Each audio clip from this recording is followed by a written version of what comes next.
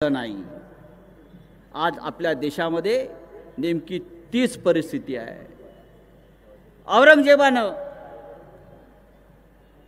अशा पद्धतीनं काम केलं की तो सगळ्यांशी गोड गोड बोलायचा आणि शेवटी पाठीत खंजीर खुपसून ती राज्य आपल्या ताब्यात घ्यायचा।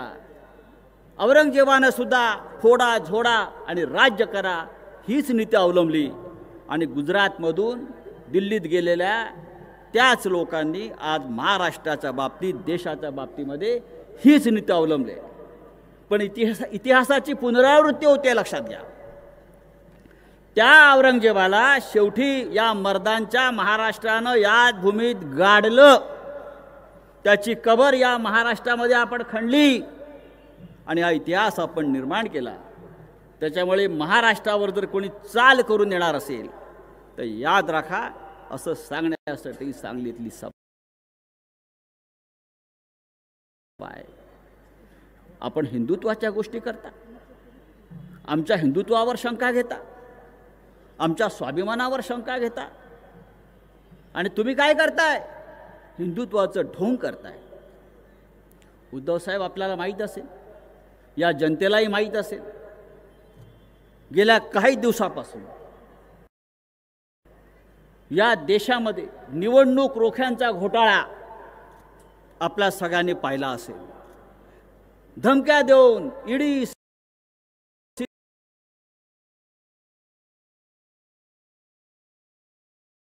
चोरांच्या सरदारांनी आपल्या बँकेच्या भाजपच्या खात्यामध्ये 8,000 कोटी रुपये गोळा केले। याला म्हणतात हप्ता वसुली। कोणाकडून केले?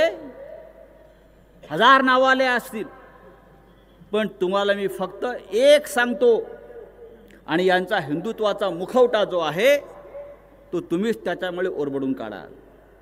काही काळापासून भारतीय जनता पक्षानं, त्यांच्या नेत्यांनी ठिकठिकाणी गोवंश हत्याबंदी किंवा गायी वाचवा अशा प्रकारचे आंदोलन सुरू केलं।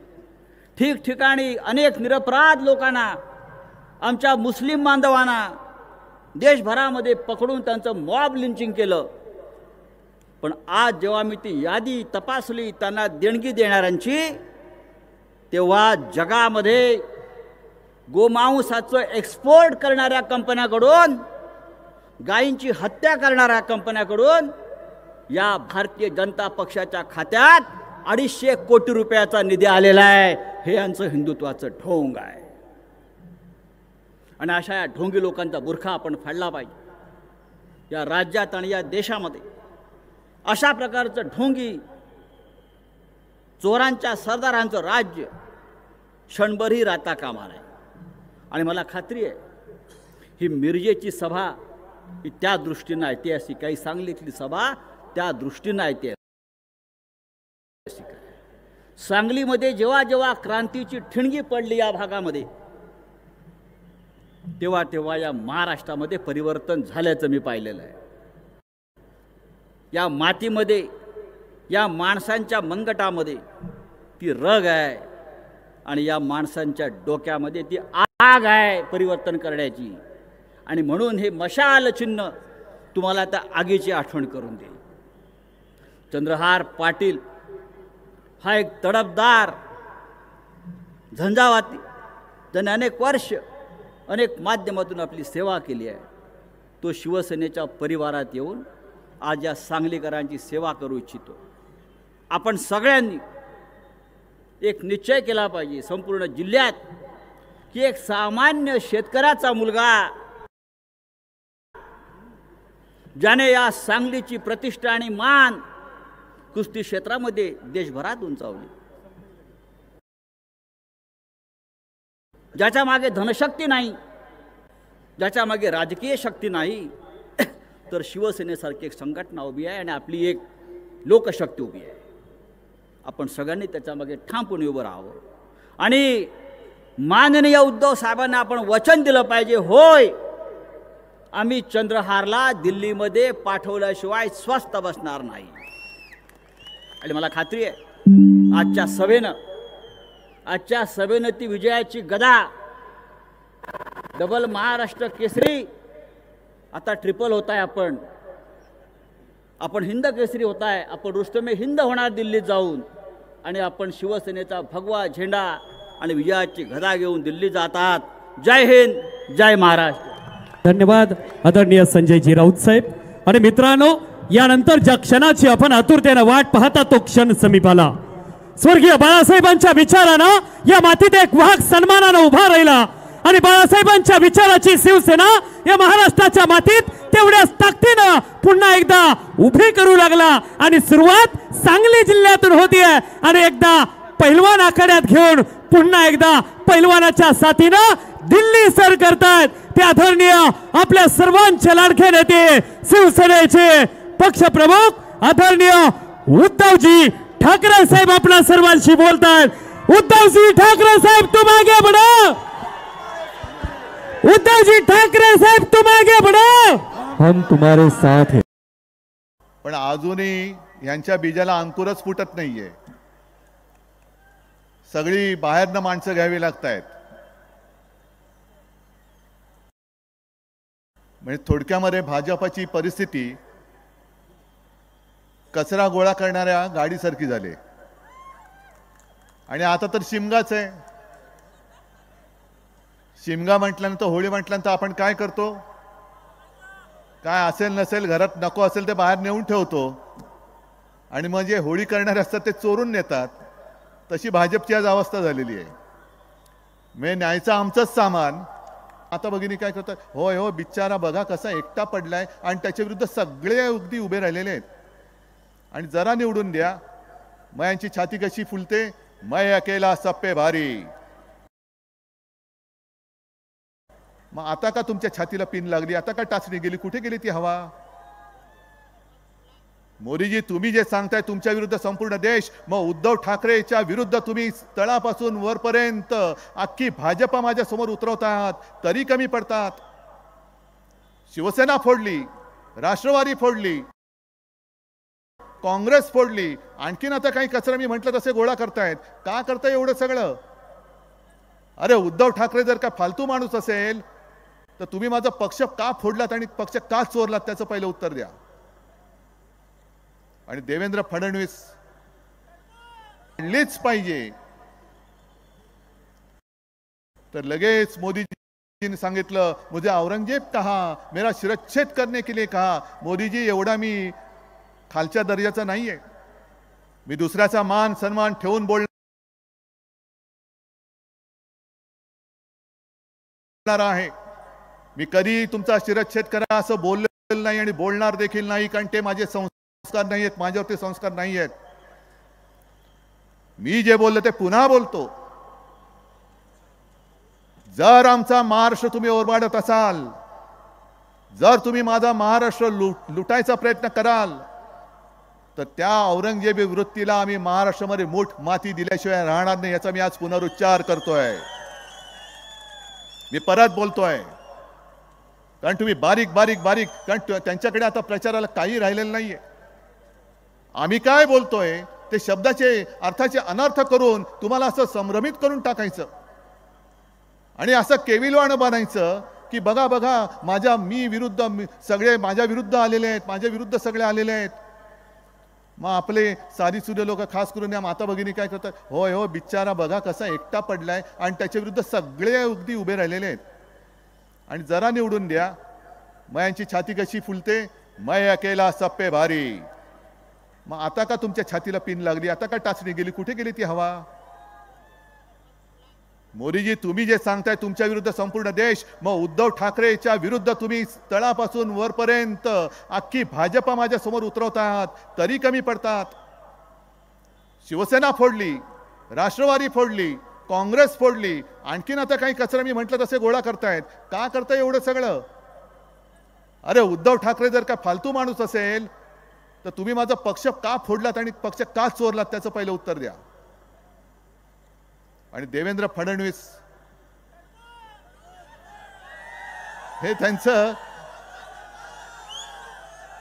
आता हे त्यांचं बारसं कोणी केलं मला माहिती नाही. पण जसं 50 खोके ही जी घोषणा संपूर्ण राज्यभर फेमस झाले, तसं हे नाव त्यांचं फेमस झालेलं आहे. ते 2 दिवसापूर्वी बोललेत. किती निर्लज्ज माणसं असतात बघा. आता आम्ही काही टोमणा नाही मारत, खरोखर आहे की नाही मला तुम्ही सांगा.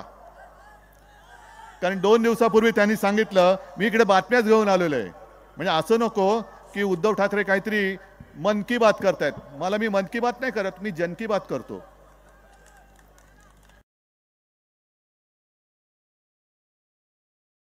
मी जन की बात करतो म्हणून मी बातम्या घेऊन आलोय.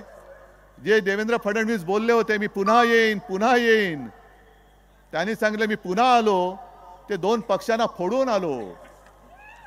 असा निर्लज्जम सरासुखी माणूस. म्हणजे यांचं काय झालंय, ते आपल्या किरण मानेने एक पोस्ट टाकले, चांगली टाकले, की दुसऱ्याच्या घरावरती दरोडा टाकायचा, दुसऱ्याच्या घरातले पैसे चोरायचे आणि वर सरळ सांगायचं, बघा मी 2 घरं फोडून मी श्रीमंत झालो. अरे घर फोड्या, तू दुसऱ्याचे पैसे चोरतोस, दुसऱ्याची संपत्ती चोरतोस आणि त्या संपत्तीवरती तू नागोबासारखा बसतोस. तू कसला मर्द रे, तू कसला राजकारणी. पण सगळ्याला त्यांनी घेतलंय. मिंदे तिकडे गेले, अजित पवार गेले. आणि घटना बाह्य सरकार एवढ्यासाठी मी बोलतोय, कारण सर्वोच्च न्यायालयाने परवाच एक बांबू दिला याला. काय बांबू दिला हे मुद्दामून ती पण बातमी आणले, की त्यांनी जे सांगितलंय की तुम्ही जे पक्षांतर केलं, अजित पवारांच्या वकिलाला सांगितले, ही मतदारांची चेष्टा नव्हे काय. आणि त्यापुढे जे सांगितले ते फार महत्वाचं आहे. आणि मी सर्वोच्च न्यायालयाला हात जोडून, माझ्या जनता न्यायालयात मी सर्वोच्च न्यायालयाला हात जोडून विनंती करतोय की तुमच्याकडनं आम्हाला न्यायाची, म्हणजे स्वतः कोरडे पाषाण असं झालेलं आहे सगळं. मी नेहमी जे बोलतो, चिडतो मी कुठे, आम्ही कधी तुमच्या कुटुंबावरती बोललोय? अमित शहाजी तुमच्या मुलाबाळांबद्दल कधी बोललोय? पण तुमच्याकडे आज काही मुद्दे नाहीयेत. शिवसेनेवरती तुम्ही टीका करताना काही शिल्लकच राहिलेलं नाहीये. अरे जनाची नाही तर मनाची, पण ते मन तरी जागा असलं पाहिजे, मन तरी संवेदनशील असलं पाहिजे, तर लाज वाटेल. पण ज्या शिवसेना प्रमुखांनी मोदीजी आणि अमित शहाजी दोघांनाही संकट काळामध्ये वाचवलं, होय शिवसेना प्रमुखांनी वाचवलं. आणि मोदीजींचं नाव जेव्हा पंतप्रधानसाठी पदासाठी भाजपने जाहीर केलं, तेव्हा शिवसेनेने पहिला पाठिंबा मोदीजींना दिला होता. म्हणजे संकट काळामध्ये जे शिवसेना प्रमुख तुमच्या मागे, अगदी तुमच्या पुढे ढालीसारखे राहिले. जे वार होत होते ते आमच्या छातीवर आम्ही घेत होतो शिवसेना म्हणून, त्या शिवसेनेला तुम्ही खतम करायला निघालात. 19 साली सुद्धा अमित शहाजी तुम्ही मातोश्रीत आला होतात आणि शिवसेना प्रमुखांसमोर जे लोटांगण घातलं होतं, काय म्हणून तुम्ही आला होतात मातोश्रीत? मीच होतो ना पक्षप्रमुख. मग आज तुम्ही जे बोंबलतायत बेंबीच्या देठापासून की घराणेशाही म्हणजे यांच्याकडे सगळी गद्दारांची पिलावळ ती चालते. बाप मंत्री, मुलगा आमदार, बाप मुख्यमंत्री, पोरगा खासदार, हे गद्दारांची पिलावळ चालते या ना. पण एक घराणं पक्ष चालवतोय. मग तेव्हाही एकच पक्ष आणि एकच घराणं पक्ष चालवत होता, तेव्हा तुम्हाला येताना लाज नाही वाटली? तुमचे अर्ज भरायला मला बोलवलात, मोदीजी का अर्ज भरायचा आहे, अमित शहाचा अर्ज भरायचा आहे. अहो तेव्हा पण मीच होतो. पण तेव्हा तुम्हाला मी लागत होतो आणि तुम्हाला असं वाटलं की आता निवडून आलो, स्वतःचं सरकार आलं, आता याला लाथ घातली तरी चालेल. मी एवढा कमकुवत नाहीये, एवढे कमजोर आशीर्वाद घेऊन मी नाही जन्माला आलेलो.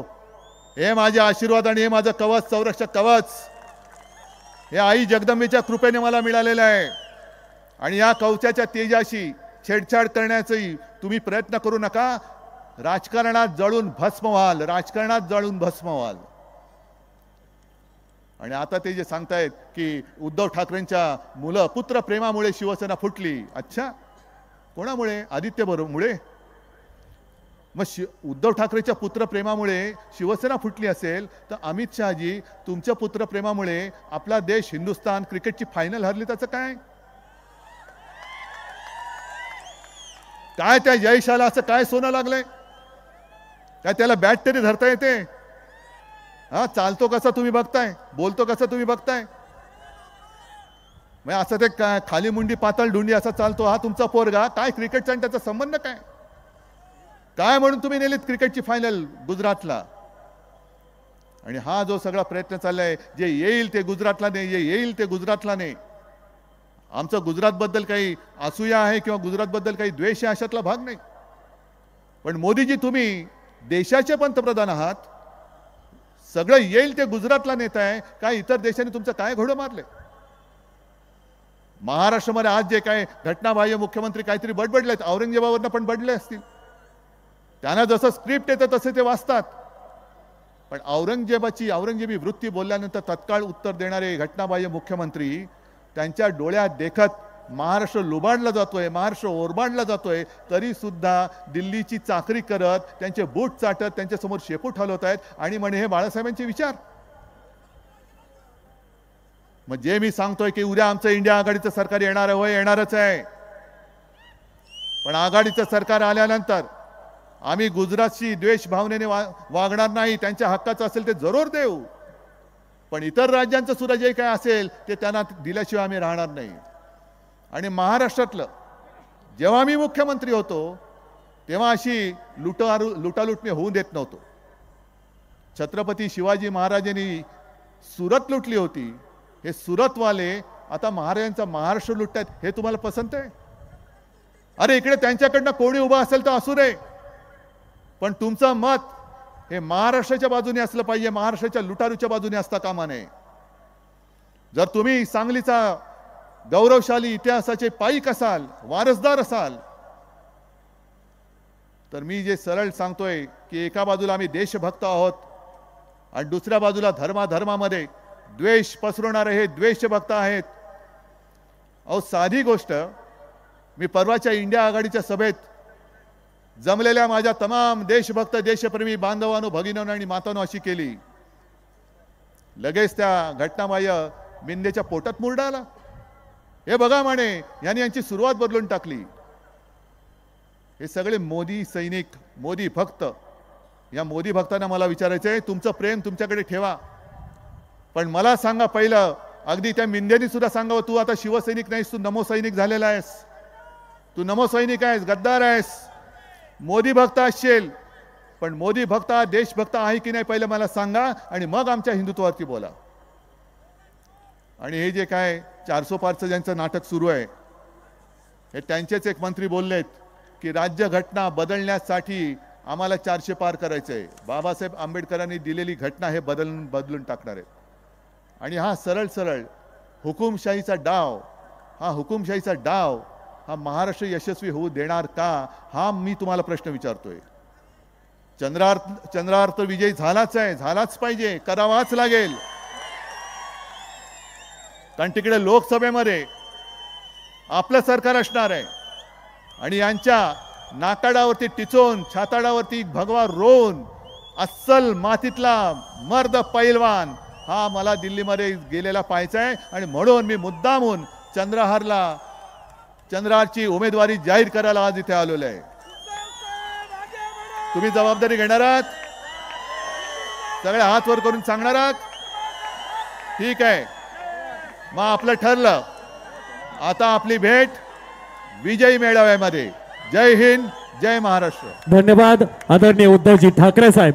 साहेब एक पैलवान आपल्या उपस्थितीमध्ये डोक्यामध्ये नारळ फोडून प्रचाराचा शुभारंभ करतोय. एक लाल मातीतला पैलवान कशा पद्धतीने श्रीफळ फोडतो बघूया आपण. आणि लाल मातीत